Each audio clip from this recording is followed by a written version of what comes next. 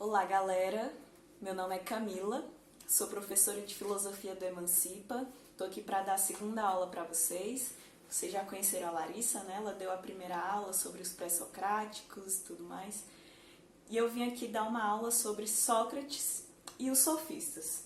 Eu vou ter que me referir algumas vezes aos pré-socráticos para vocês entenderem como que se deu essa transição do período pré-socrático para o período socrático. Então vamos lá. Então o que é esse período socrático, né? O período socrático é esse que é inaugurado obviamente por Sócrates. Ele é um marco para a filosofia ocidental grega. Ele representa mesmo uma mudança na perspectiva de como nós investigamos as questões e quais questões nós estamos investigando, além de propor um método para que seja feita essa investigação. Então Sócrates ele teve muitos discípulos, alunos, ele foi realmente um mestre, uma pessoa que não passou despercebida naquele momento e que, bom, 2020 estamos aqui nós falando dele e ele cai na sua prova. Então, realmente foi um cara assim muito importante. Então, o período socrático ele é também conhecido como período antropológico, porque é um período que traz esse foco nas questões do homem, nas questões relacionadas aos seres humanos e às relações que eles estabelecem entre si. Antes, com os pré-socráticos, nós tínhamos os filósofos da natureza. Então, as questões que importavam naquele momento era a investigação da origem do mundo, os fundamentos da natureza, por que tudo funciona do jeito que funciona, o corpo, por que as árvores tem folhas verdes, depois essas folhas ficam marrons e caem. Por que tudo isso acontece? Esse era o interesse deles. E como que se dá, então, essa transição do período pré-socrático para o período antropológico? Só um parêntese aqui, antropológico vem de antropologia, né? Logia é estudo, tudo que tem logia no nome você pode já inferir que é estudo de alguma coisa. No caso aqui, antropos significa homem, então antropologia é o estudo do homem, por isso período antropológico. Muito importante saber o significado dos conceitos na sua origem grega, porque isso cai também na prova, cai também dessa forma. Então, tentem sempre ficar associando isso. Então é isso, período socrático, período antropológico, mesma coisa. Então vamos lá, como que se dá essa transição? Naquele tempo, ali naquele momento histórico, estavam acontecendo algumas coisas que influenciaram para que acontecesse essa transição. Acho que o primeiro fato que eu posso mencionar aqui são as viagens marítimas. O pessoal começou a viajar bastante e receber muitos viajantes. E aí vamos dizer que assim, o mundo deles caiu um pouco, porque eles acreditavam muito que existiam seres mitológicos, por exemplo, Poseidon, sereias, enfim, no mar. E quando eles começaram a viajar, eles não encontraram esses seres. Eles começaram a questionar que eles precisavam de explicações mais racionais, mais bem fundamentadas e tal. As viagens marítimas também trouxeram uma expansão da consciência de mundo que eles tinham. Outras coisas interessantes que aconteceram naquele momento foram a invenção do calendário, uma nova forma de se calcular o tempo, de organizar os eventos importantes a longo prazo, de você prever as estações do ano a longo prazo. Então isso foi um nível de abstração que eles conseguiram alcançar, e isso significa realmente uma mudança de mentalidade. A invenção da moeda, a invenção da escrita alfabética, tudo isso também está envolvido com um nível de abstração maior. Eu queria dar ênfase aqui para 2 acontecimentos que vão ser muito importantes para essa transição, que é o surgimento da vida urbana, lá na Grécia Antiga, em Atenas, que vai trazer esse comércio, essa transição de pessoas, de viajantes, de moradores do local, produção de arte, artesanato, desenvolvimento das técnicas de se produzir essas coisas. E uma outra importante foi a própria invenção da política. Com tudo isso acontecendo, com pessoas estando ali naquele lugar comum, onde tudo acontecia, onde tinha um comércio, onde as pessoas transitavam, a gente pode prever que em algum momento seria necessário dar um tipo de ordem para tudo isso. E a política surge exatamente nesse momento em que eles percebem que era preciso uma certa ordem ali para eles continuarem vivendo, se relacionando de uma forma legal, justa. E para dar ordem a isso é que surgem as leis naquele momento. Então as leis surgem como uma expressão da vontade daquele povo para dar ordem nas suas próprias relações. Além disso, surge também uma coisa muito importante, que é esse espaço público. Então a gente vai ter ali as ruas, o mercado e as praças que eram onde iam acontecer a maioria das discussões políticas, né? Iria ser esse lugar onde ia acontecer as assembleias. Então a praça pública seria esse lugar privilegiado de discutir, de você exprimir sua opinião, de você ouvir o outro, de tomarem decisões para o coletivo. E é também nesse momento que vai surgir um conceito muito importante que nós temos até hoje, de outra forma, mas temos, que é o conceito de cidadania. Então, ser cidadão, ser um bom cidadão, era você participar dessas assembleias, discutir, opinar, votar, ouvir. Desculpa, a gente cortou aqui, mas voltando, ser cidadão era participar ativamente dessa vida política, né? Ouvir, estar lá, discutindo, colocando suas opiniões, defendendo suas opiniões. É nesse contexto também que eles vão começando a perceber que é muito importante você conseguir defender bem suas opiniões. É importante você saber argumentar, é importante você saber expor os motivos, é importante você falar bem. Não basta só você ter uma opinião, você tem que sustentar sua opinião para que ela seja aceita pela maioria das pessoas. Então, nesse contexto que surge os sofistas. Quem eram os sofistas?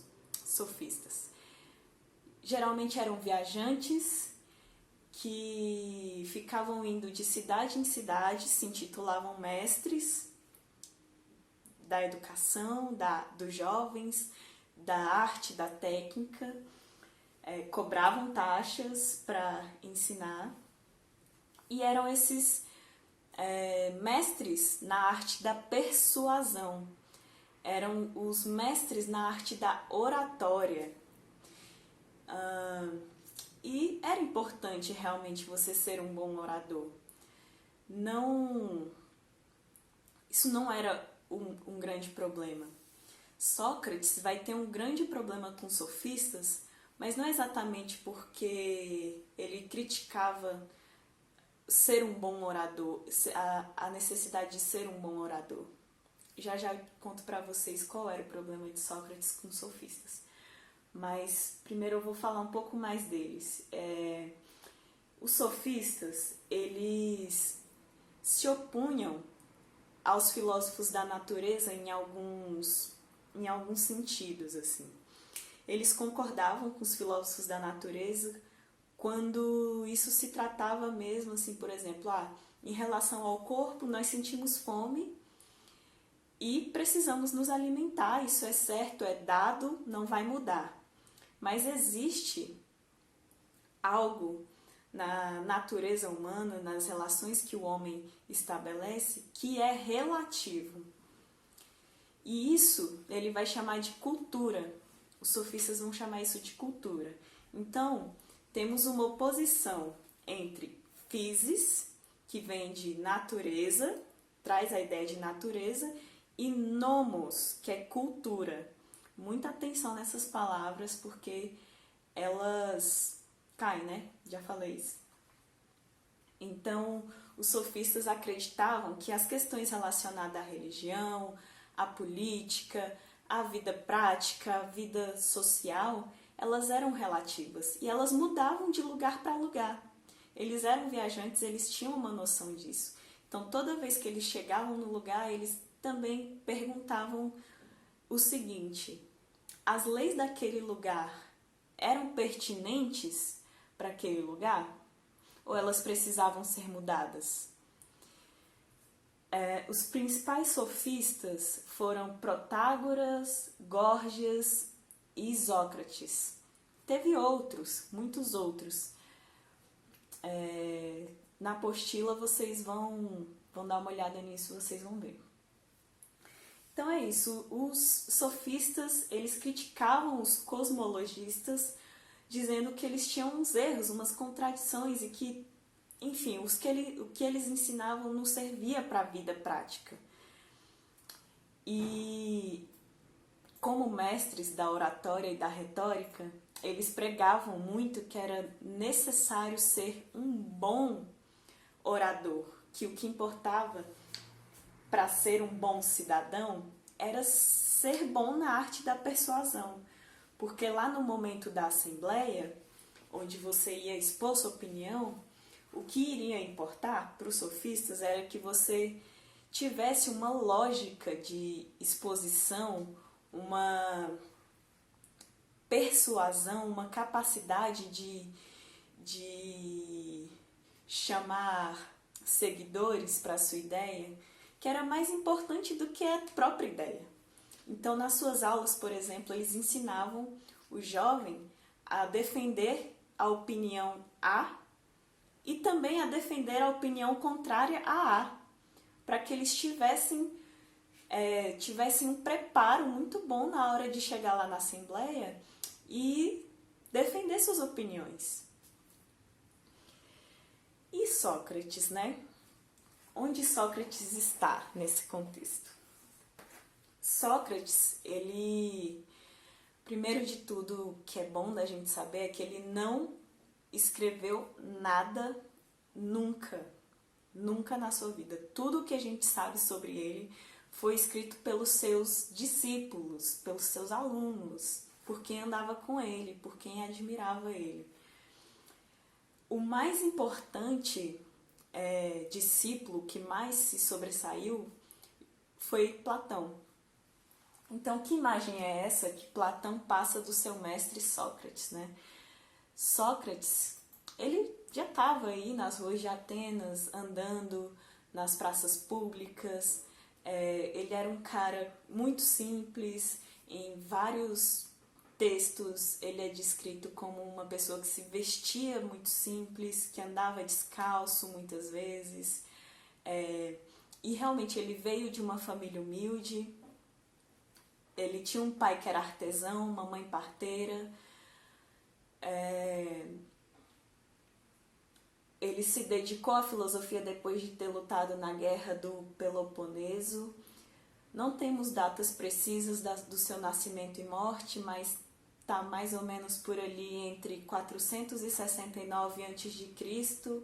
e 399 a.C.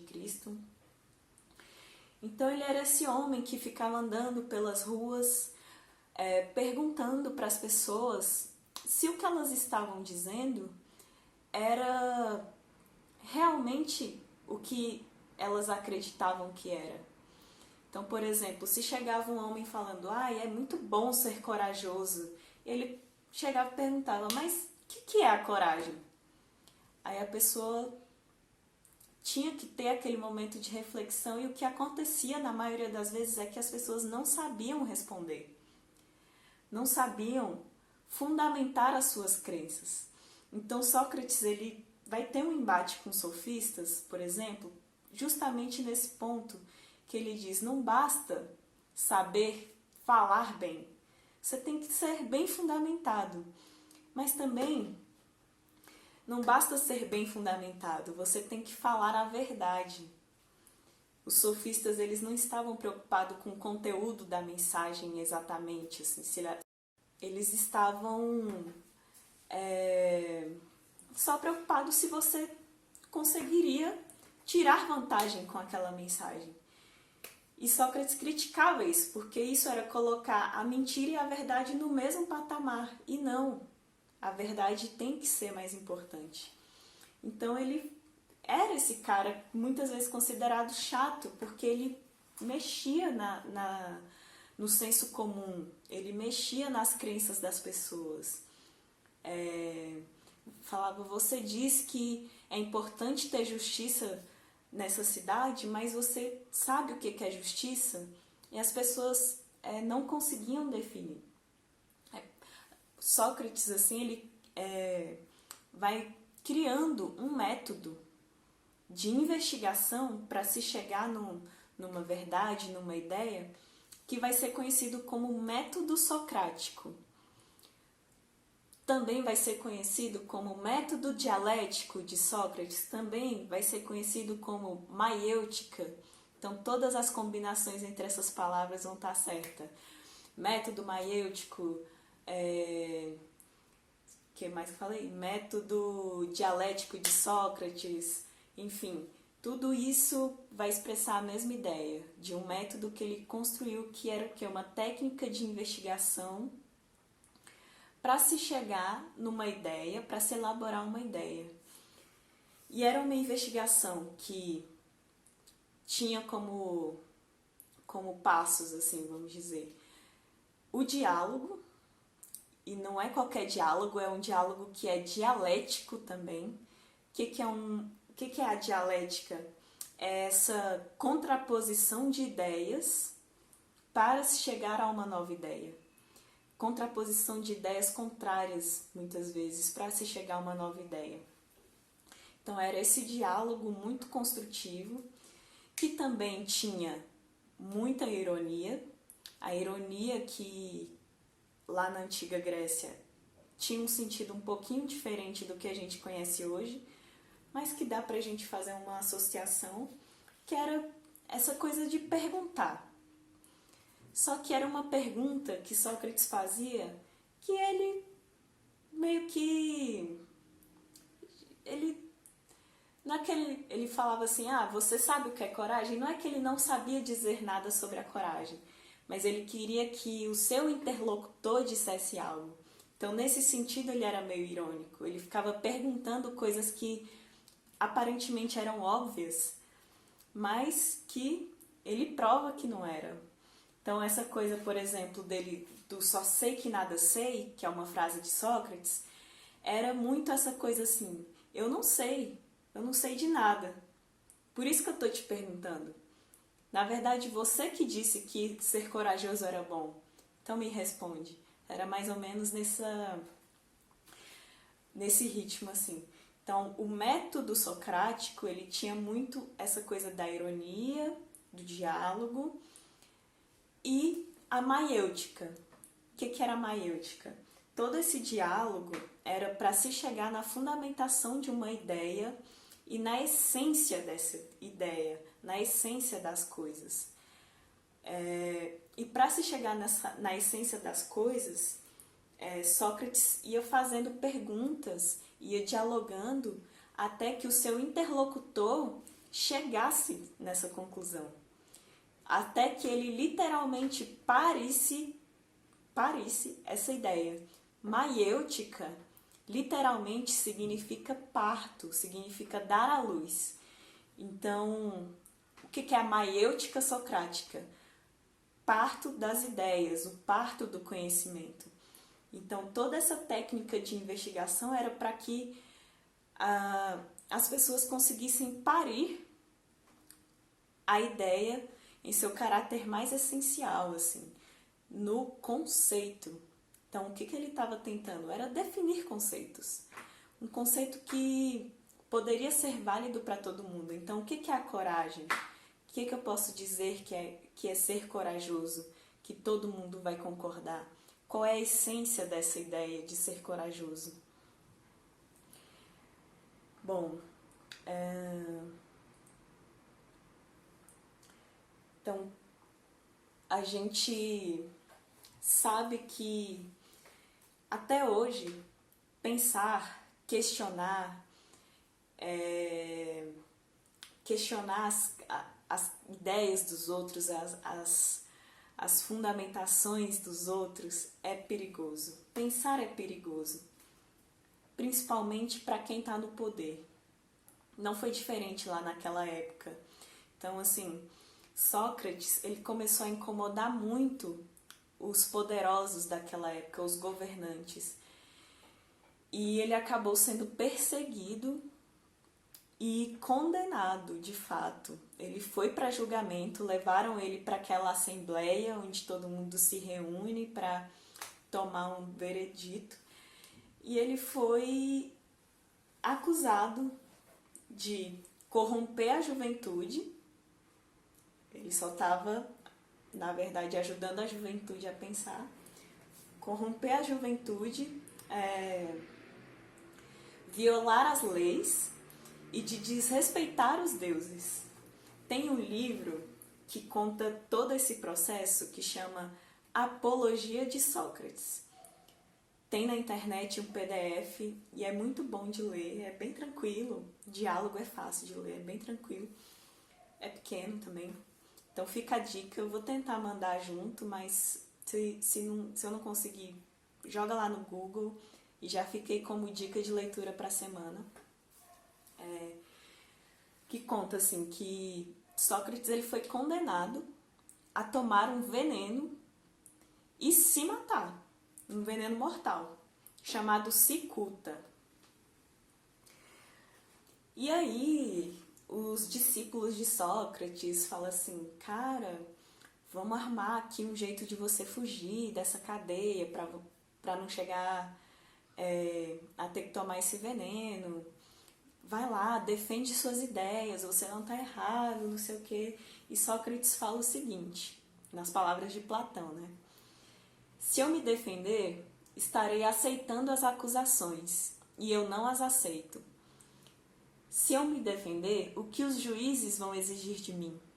Que eu pare de filosofar, mas eu prefiro a morte a ter que renunciar à filosofia. Então Sócrates vira também esse mártir, porque ele não abre mão da filosofia, nem na hora da morte, nem na hora que ele é condenado, nem na hora que ele está sendo ameaçado, porque ele acredita naquilo que ele está pregando, ele acredita nisso que ele tem feito e ele não vai mudar. Então ele aceita a morte. Quem vai escrever, né, a Apologia de Sócrates, quem vai... Na verdade, seus discípulos escrevem, mas quem vai divulgar as ideias de Sócrates, quem vai desenvolvê-las bastante é Platão. Se ficou alguma dúvida, eu vou deixar meu Instagram, tá? Vocês podem me chamar. Vai ter uma lista de exercícios também. Façam, vejam no que vocês estão errando, anotem os erros, vejam o que vocês precisam estudar. Críticas, sugestões também me digam. Meu Instagram é Camila, com K e 2 L's, Pinheiro, @Camila Pinheiro, tô lá. E era isso assim, que eu tinha para falar com vocês hoje. Platão será o tema da próxima aula. Esse discípulo de Sócrates, muito importante para a história da filosofia também, que cai muito em prova. Estamos aqui para ajudar vocês. Um beijo e até a próxima!